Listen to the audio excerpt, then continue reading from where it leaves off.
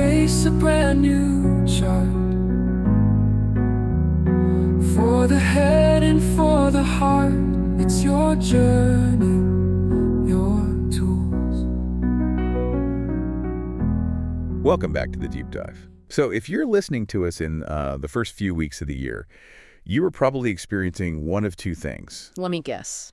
Either that, that residual hopeful buzz of a brand new New Year's resolution, or maybe, and this is probably more likely, that sinking, really familiar feeling of a promise that's already starting to unravel. It is that time of year, absolutely. We all feel that surge on January 1st. It's this powerful belief that we can just, wipe the slate clean, reinvent ourselves. You buy the new gym gear, we write out these elaborate plans. We feel totally unstoppable for about, 12 and a half days? And then for millions and millions of people, all that hope just crashes into a highly predictable wall. And this is the point, the absolute essential point we have to make right from the start. If you have ever felt that sudden, just demoralizing collapse, Yes. that feeling of quitting a resolution you were genuinely excited about, is not a failure of your character. It's not some indictment of your moral fiber. It's a collision. It's a collision with predictable psychological and biological traps that are so statistically reliable, we can actually map the failure points down to the day. Wow, down to the day. That's our mission in this deep dive.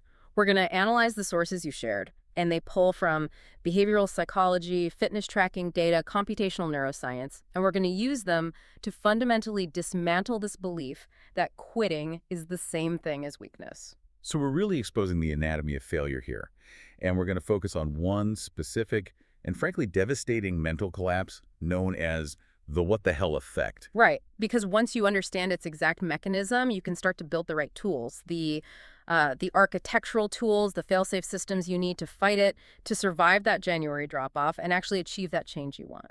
Okay, so let's get into it.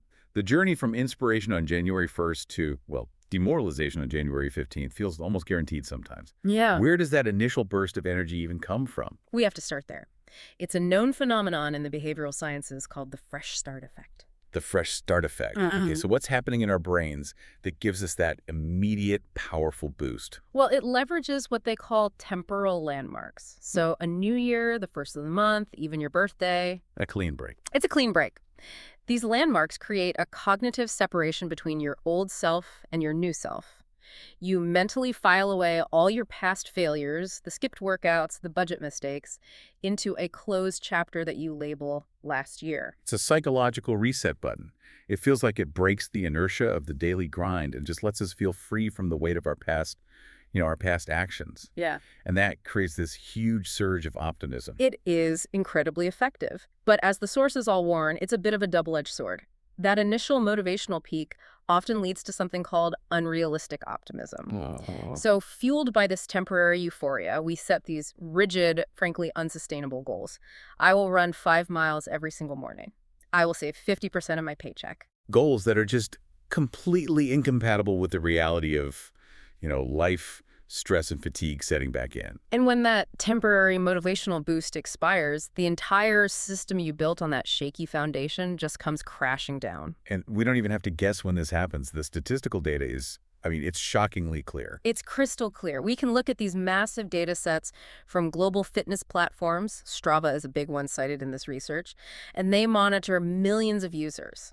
And that data pinpoints this sudden collective failure point. They've even given it a name. Which is? Quitter's Day. Quitter's Day? The numbers have to be pretty harsh. They are. By the second week of January, something like 80% of resolvers have already abandoned their goals. 80%. And the collapse is so specific that Quitter's Day usually falls around the second Friday or the second Tuesday of January. So you're talking about a really tight window. Yeah. Maybe 12 to 19 days in, that's when the wheels just statistically demonstrably come off. Exactly. The excitement fades, the resolution hits its first real structural challenge, and boom. By the end of the year, only about 9% of people actually maintain their goals. The fact that it happens so early is the critical insight, isn't it? If people were quitting in, say, July, we could blame apathy. Sure. But quitting around day 15, that means that the failure mechanism is tied directly to the moment that psychological buffer of the fresh start just wears off. Yeah. It's when the raw, difficult friction of actually changing your behavior becomes unavoidable. And this entire deep dive is designed to sort of fortify you, the listener, during that exact 15 to 60-day vulnerability window. All right, let's get to the nature of the collapse itself, because it's often not a slow drift away from the goal. It feels more like a sudden, almost violent self-sabotage. It does. And this brings us to the most critical trap in our source material, the mental mechanism that turns one single tiny slip into a complete and total strategic failure. The abstinence violation effect, AVE, or as it's more colorfully known, the what the hell effect. Yes, the what the hell effect. It describes this specific cognitive trap that basically ensures a minor lapse spirals instantly into total abandonment. The scenario is universal, right? And we've all been there. You're running a perfect diet streak, then you're at a birthday party, you eat one single small piece of cake. Now, your internal commitment should be to just stop, acknowledge it, and get back on the program. But that's not what happens. Instead, the mind just short circuits. It says, I ate the cake. I've blown the perfect diet. The streak is ruined. What the hell? I might as well eat the rest of the cake. And the pizza and everything else in the pantry, and I'll just start fresh again on Monday. It's the permission structure for total disinhibition. And if you understand the origin of this concept, it really highlights its gravity. The abstinence violation effect, or AVE, was first developed by addiction researchers Marlett and Gordon. So this comes from addiction science. It does. They used it to describe why an initial slip, like a recovering alcoholic having just one drink, so often escalates into a full-blown relapse. Then, psychologists Polivy and Herman adapted this framework to dieting and self-regulation because, well, the underlying logic is identical. That context is incredibly powerful. So we're not just talking about a bad habit. This is a deep-seated relapse mechanism, and it's triggered by breaking a rigid, self-imposed boundary. Precisely. The core definition is this. When you operate under these rigid binary rules, I am on the diet or I am off the diet, the moment that rule gets crossed, regulation just collapses completely. Your internal identity shifts from I am disciplined to I am ruined. And the mind uses that ruined state to justify maximum indulgence. Exactly. Okay, so we need to ask, what is the cognitive engine driving this irrational, self-destructive collapse? Why does the brain jump from one cookie to total ruin? The sources point to two cognitive mechanisms that work in tandem. The first one is a classic, cognitive dissonance. Right, the discomfort when your actions don't match your beliefs. It's a powerful psychological discomfort. Your belief is, I am a strict dieter, but your immediate behavior is, I am eating forbidden food. That tension is physically uncomfortable. It's painful. And since we're all wired to seek equilibrium, the brain has to resolve that tension immediately. And it has two options, right? It does. Option one, you change the behavior. You spit out the cookie, you get back on the plan. That's the goal-directed, effortful choice. And option two? You change the belief. You declare the goal ruined, which changes your self-concept from I am a disciplined person who is failing to I am a field person who is now indulging. And the what the hell effect is the brain choosing option two, declaring the goal ruined, because it's just the path of least psychological resistance. It gets rid of that painful dissonance instantly. Absolutely. By declaring the goal broken, eating the rest of the cookies is no longer a violation. It's just a justified consequence of this new reality you've created. You've given yourself permission to fail, and that momentary comfort short-circuits the entire long-term plan. That mechanism alone is devastating.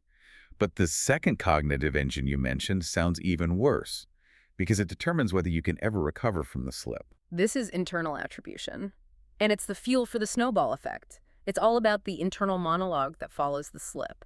How you explain the failure to yourself literally determines your potential for recovery. So if you use a harmful attribution style, you're pretty much guaranteeing more failure. You are. Let's break down what that harmful style looks like. It's categorized as internal, stable, and global. Okay. So the self-talk after a slip sounds like this.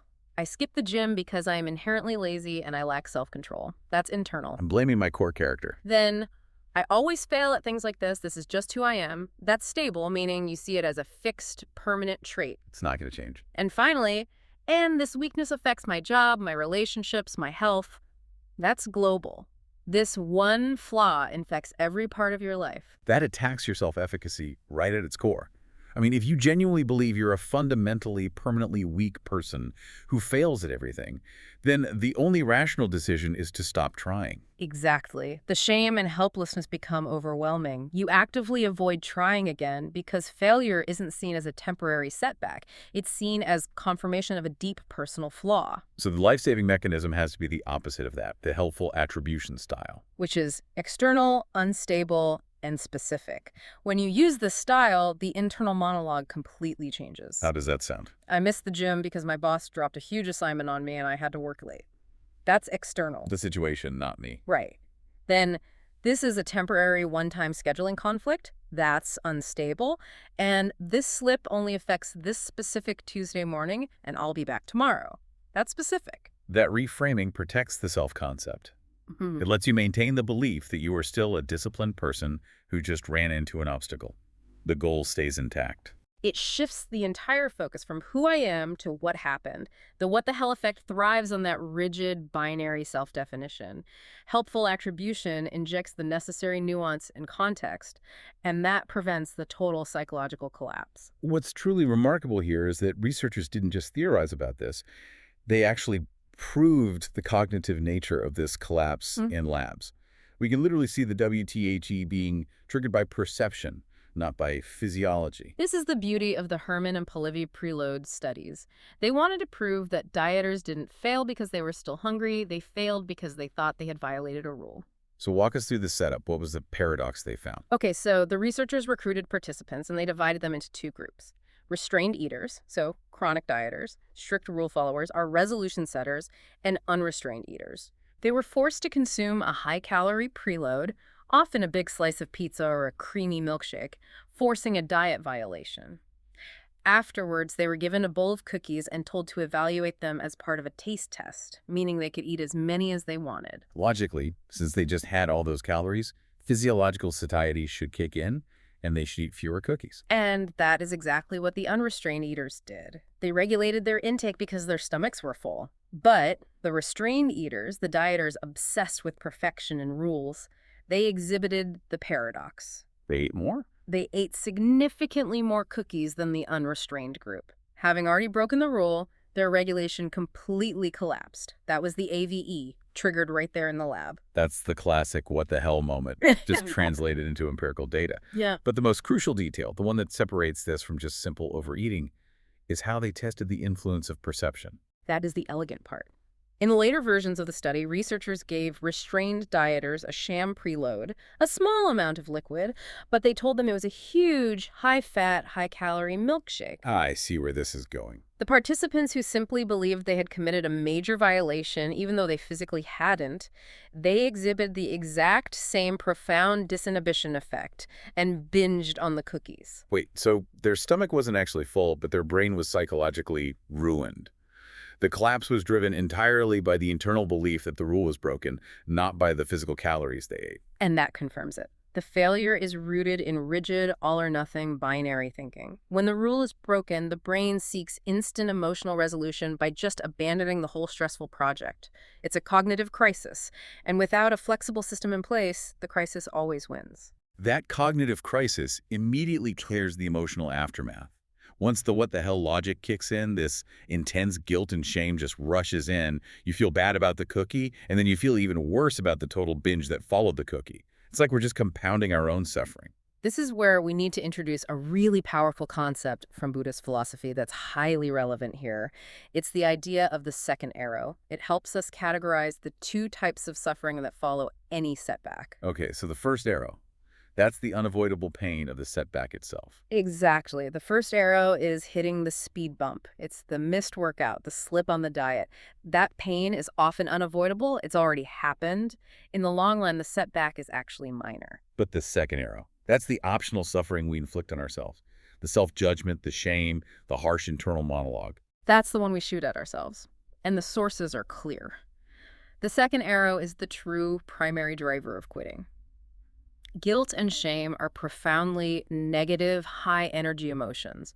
They consume a massive amount of the mental bandwidth you need for self-regulation. And the painful irony is that when you're suffering from all that guilt, you immediately seek to soothe that negative feeling. Of course. And what's the easiest way to soothe the pain of feeling like a failure?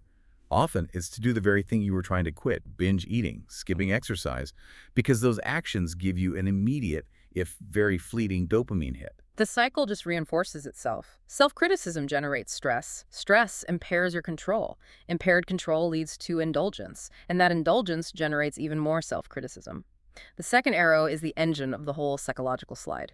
Okay, this raises a really crucial question, one that every listener is probably thinking right now. We're often taught that harsh self-criticism is necessary for discipline.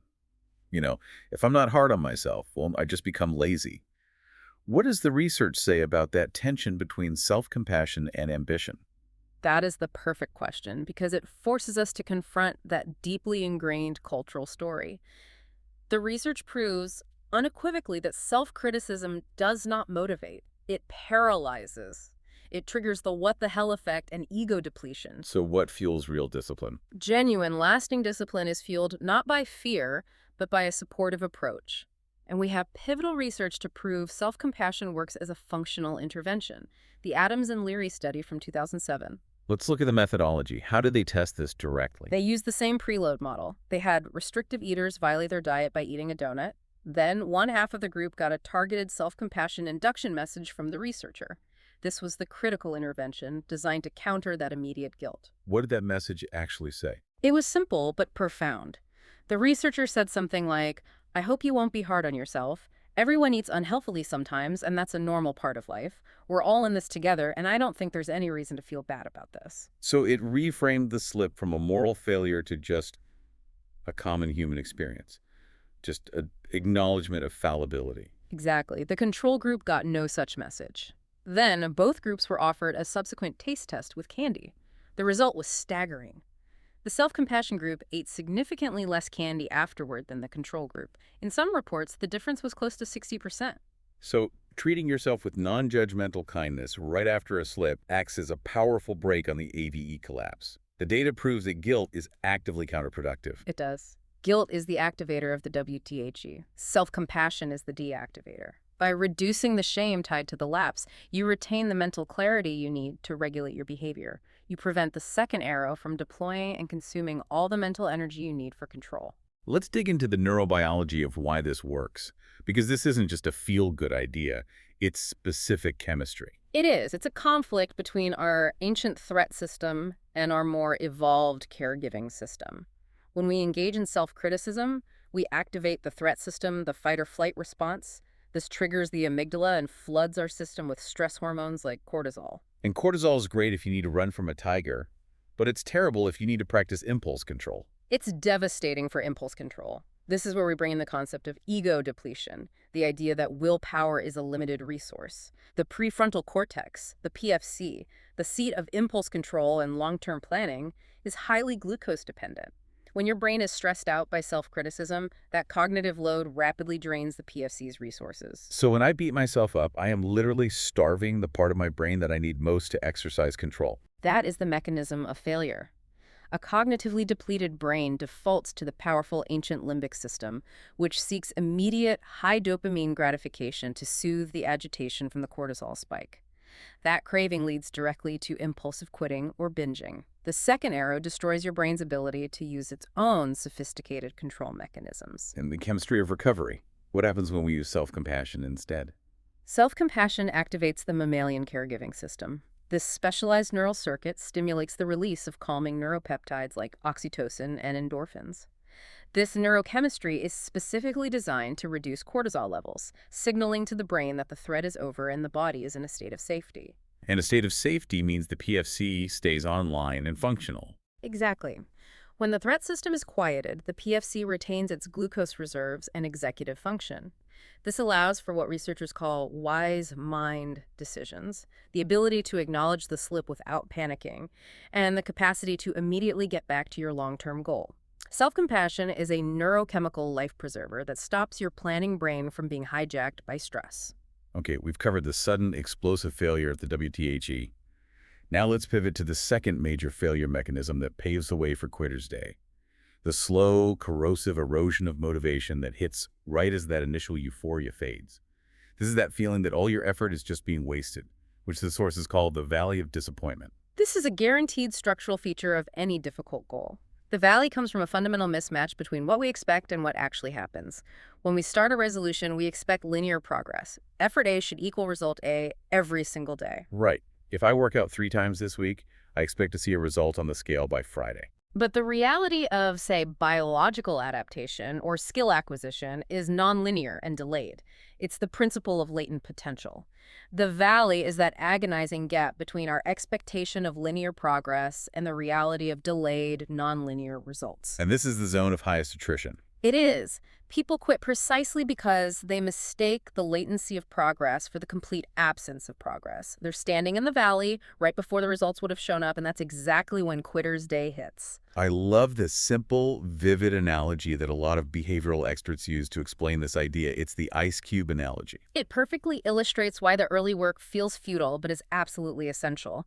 Imagine an ice cube sitting in a room that's 25 degrees Fahrenheit. You start expending energy to heat the room. It goes to 26, 27, 28, 29. 30, 31 degrees. You're putting in consistent daily energy, but you see nothing.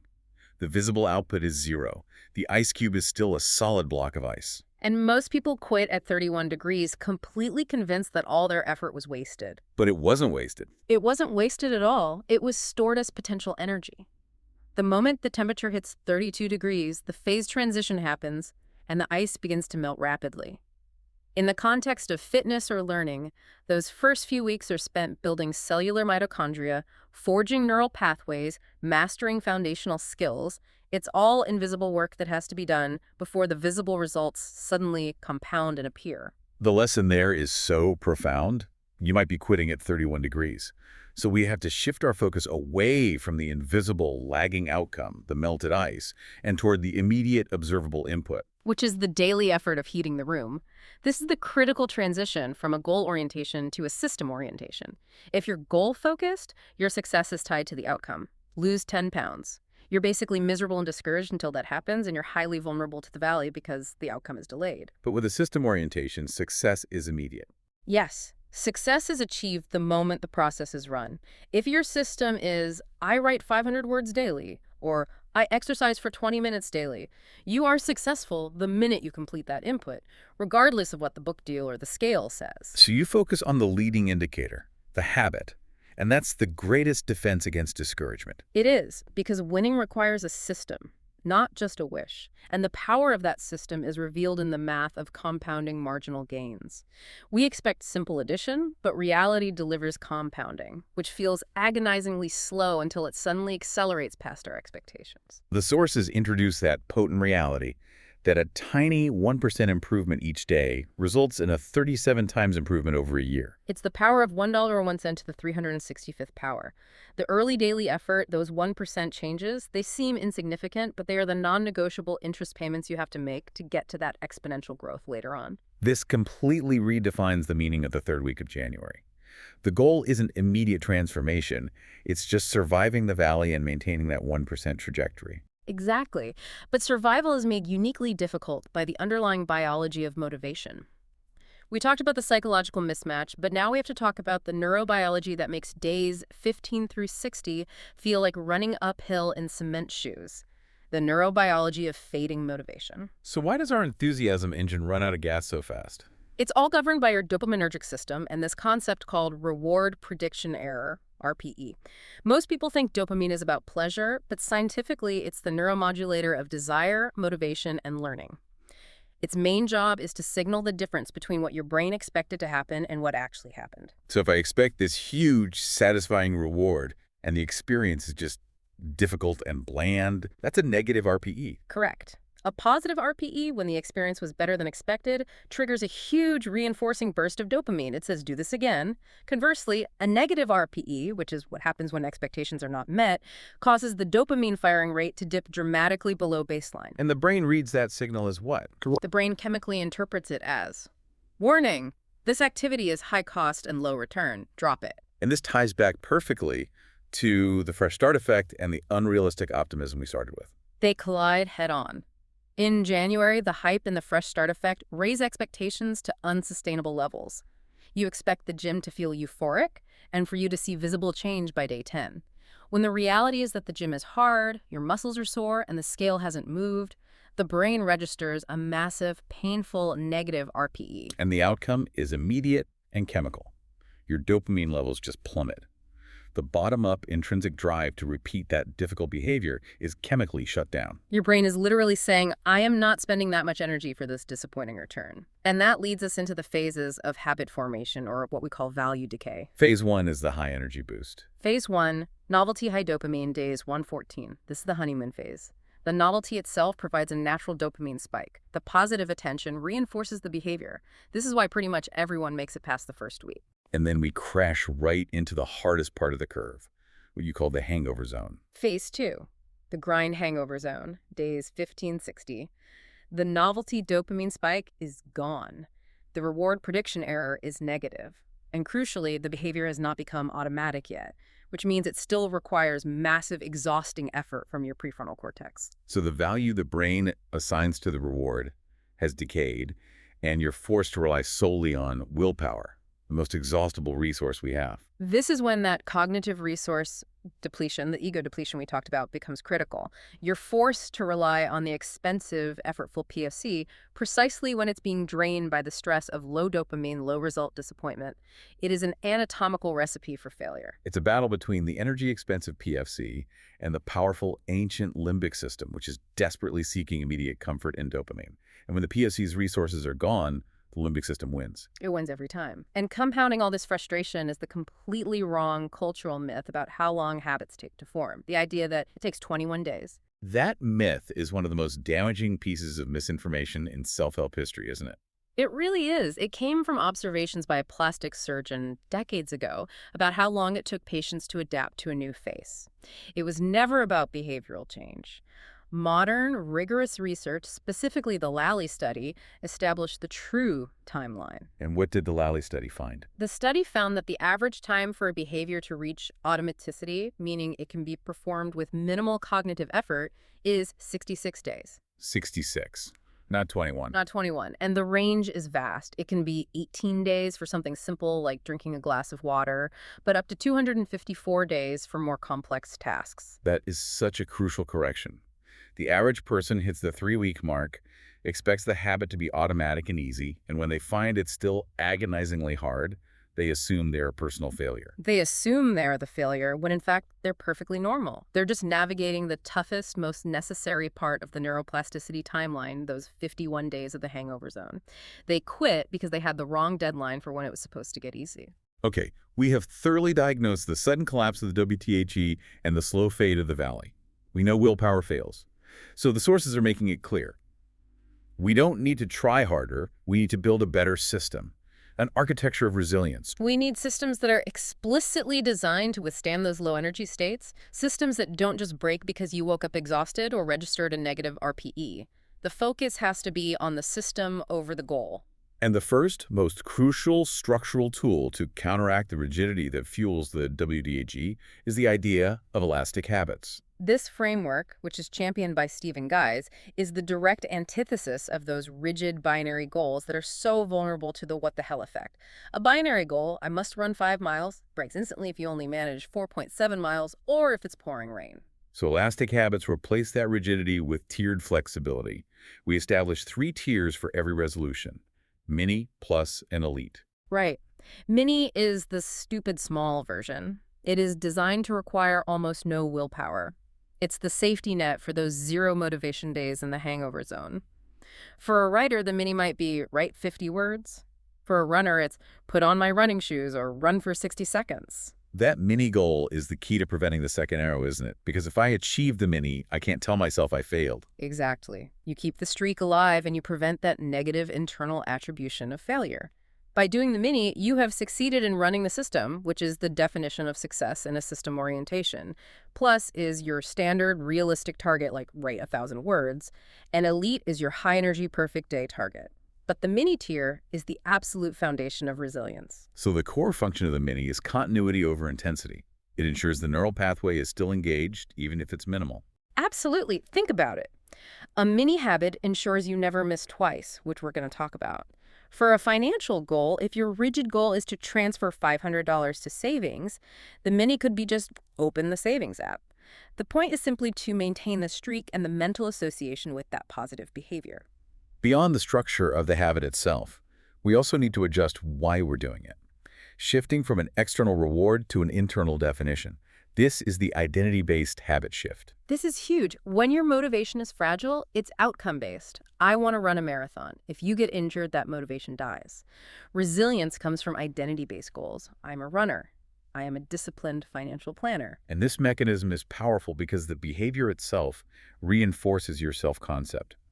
Every time I perform a habit, even the tiny mini version, I'm casting a vote for that new identity. Yes. The goal shifts from achieving something to becoming someone. True permanence happens when the habit is congruent with your self-image. For a person who identifies as a runner, missing a workout is just an anomaly. It's an external obstacle that needs to be overcome immediately. But for someone who only identifies as someone trying to run a marathon, a missed workout feels like a crisis of identity, and it's a justification to quit. So you have to actively script your internal monologue to reflect that new identity. A disciplined person doesn't skip twice. This requires deliberate effort, especially in that hangover zone when the positive feedback loop hasn't kicked in yet. What are some other architectural tools to reduce that cognitive friction and just survive the low dopamine grind? We have several tools that specifically bypass the need for massive willpower. First is the minimum viable habit, MVH. This is shrinking the habit until it slips under the amygdala's threat detection radar. Because the amygdala detects big behavioral changes as threats to the body's status quo, so it generates resistance and anxiety. It does. Large, challenging habits trigger immediate internal alarms. A micro habit like floss one tooth or do one push-up doesn't trigger the brain's alarm system. The goal of the MVH is just to establish the neural sequence, the muscle memory of starting not achieving a massive output. Once you're in motion, it's easier to continue. Physics takes over. Then you have habit stacking and choice architecture. Habit stacking links a new habit to an existing strong neural anchor. For example, after I pour my morning coffee, strong anchor, I will stretch for 2 minutes, new habit. It uses the ingrained trigger of the old habit to launch the new one. So the location or time of day serves as the reminder, which reduces the cognitive load of having to initiate it. Exactly. And choice architecture is about designing your physical environment to make good habits easy and bad habits hard. If your goal is to practice guitar, put the guitar on a stand in the middle of your living room. If your goal is to eat healthier, move the junk food out of sight and put the fruit bowl right on the counter. Every piece of friction you remove preserves that precious PFC resource for when you really need it. Okay, we have built the defense strategy. We have self-compassion to prevent the guilt spiral and elastic habits to ensure continuity through the valley. Now we need to zero in on the single most crucial recovery protocol, the hard rule that directly combats the rigid all-or-nothing thinking of the what-the-hell effect. This is the never miss twice rule. This rule is the functional, elegant countermeasure to that rigid binary logic. It is a psychological safeguard designed specifically for when you're at your lowest point, when you're exhausted and disappointed in the hangover zone. What exactly is the rule and why is it so powerful? The rule is simple and is absolute. If you miss one day of your habit, you skipped the gym, you ate the forbidden food, your only priority for the next 24 hours is to ensure you do not miss the second day. The essential catchphrase to internalize is what? Missing once is an accident. Missing twice is the start of a new habit. Wow. That immediately shifts the entire psychological frame. It acknowledges that lapses are inevitable, which blocks the guilt of the first arrow, but it demands consistency, which prevents the collapse of the WTHE. It totally redefines failure. A lapse is treated as a single data point, a manageable one-day deviation.